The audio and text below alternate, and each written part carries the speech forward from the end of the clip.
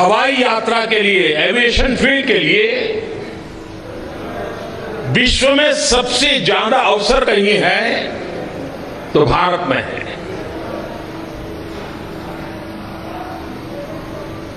बहुत पहले हमारी सोच ये बनी थी कि हवाई यात्रा ने ये राजा महाराजाओं का ही विषय है और इसलिए हमारी एयरलाइंस के साथ जो लोगो जुड़ा था वो भी महाराजा का जुड़ा था।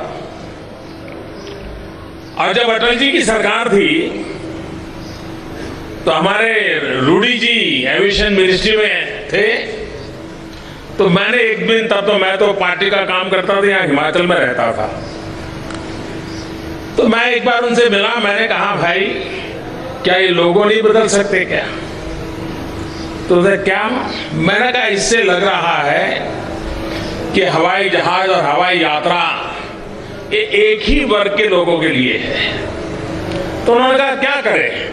मैंने कहा कुछ मत करिए, कार्टूनिस्ट लक्ष्मण का जो कॉमन मैन है उसी लोगों में लगा दीजिए, उसकी परमिशन ले लीजिए।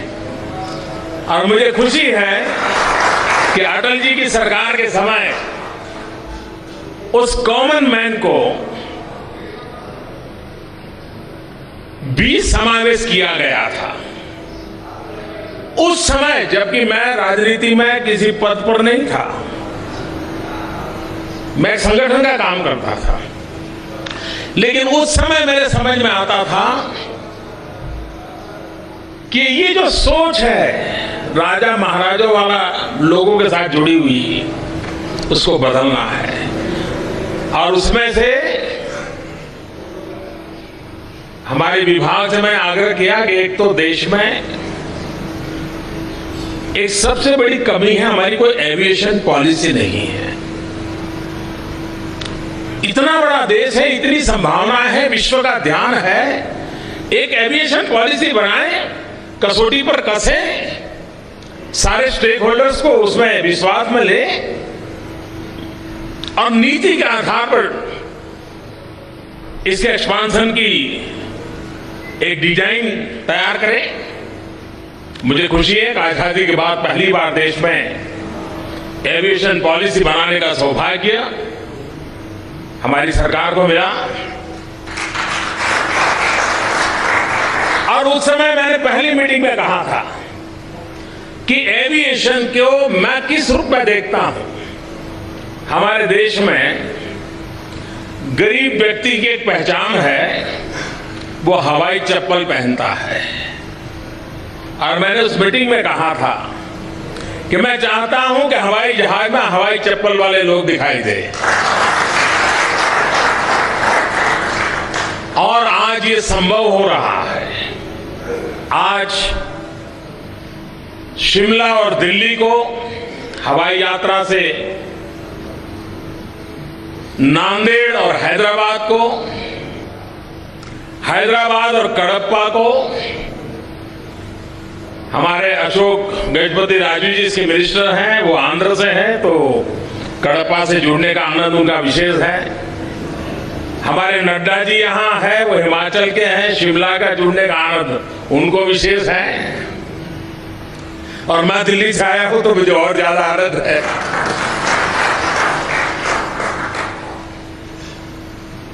ये हवाई सफर कैसी बन रही है? आज हम टैक्सी में जाएं बाय रोड, 1 किलोमीटर का किराया करीब 8 से 10 रुपया होता है। दिल्ली शिमला की हवाई यात्रा ज्यादा से ज्यादा 1 घंटे में। अगर रोड पर मैं यात्रा करके आता हूं कम से कम 9 घंटे। अगर रोड मार्ग से आया, मैं किलोमीटर का हिसाब लगाऊं और 10 रुपया हिसाब लगाऊं मैं, और हवा पहाड़ में तो 10 रुपए से ज्यादा हो जाता है। ये सफर ऐसी है जो समय भी बचाएगी और इसका खर्च टैक्सी में अगर किलोमीटर का 10 रुपया लगता है तो नई पॉलिसी के तहत हवाई यात्रा का किलोमीटर का खर्चा सिर्फ 6 या 7 रुपया लगेगा। नांदेड़ से आज हैदराबाद शुरू हो रहा है, लेकिन नांदेड़ से मुंबई सबसे पहले इसके बाद शुरू होने वाली व्यवस्था होने वाली है। और मैं एविएशन कंपनियों को एक टिप देना चाहता हूं, और ये जो मैं उनको एडवाइस दे रहा हूं, इसके लिए मेरी तरफ से कोई रॉयल्टी चार्ज नहीं करूंगा। मैं मुफ्त में उनको एडवाइस दे रहा हूं।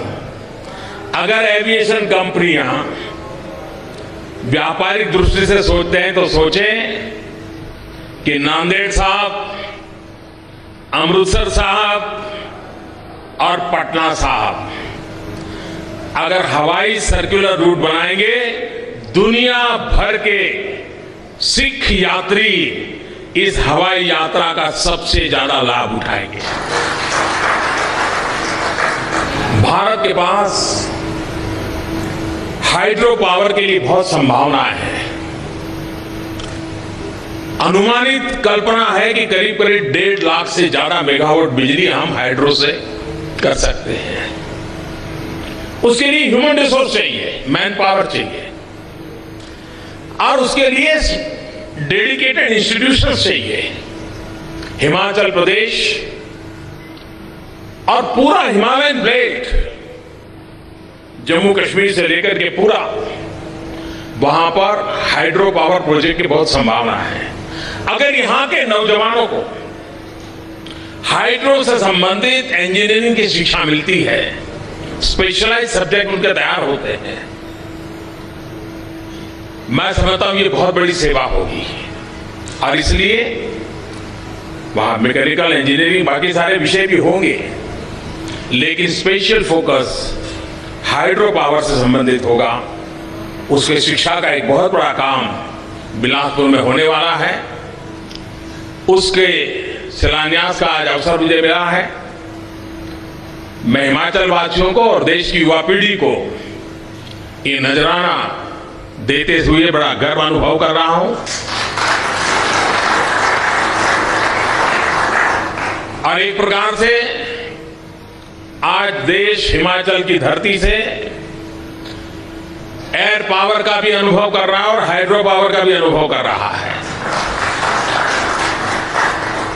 वायु शक्ति और जल शक्ति राष्ट्र के विकास के अंदर बहुत बड़ी ताकत बनते हैं। और जो हम न्यू इंडिया का सपना देख रहे हैं, जिसमें जन धन का सामर्थ्य है, वन धन का सामर्थ्य है, जल धन का भी उतना ही सामर्थ्य है, उस सामर्थ्य को लेकर के हमें आगे बढ़ना है। मैं फिर एक बार भारत सरकार के इस विभाग को, एविएशन डिपार्टमेंट को, उनके सभी अधिकारियों को, उनके श्रीमान मंत्री श्री और उनके नेतृत्व को हृदय से बहुत बहुत बधाई देता हूं कि बहुत ही महत्वाकांक्षी ये योजना का आज आरंभ हो रहा है, जो बहुत ही कम समय में हिंदुस्तान के नए ग्रोथ सेंटर की हवाई उड़ान भरने की ताकत उससे मिलने वाली है।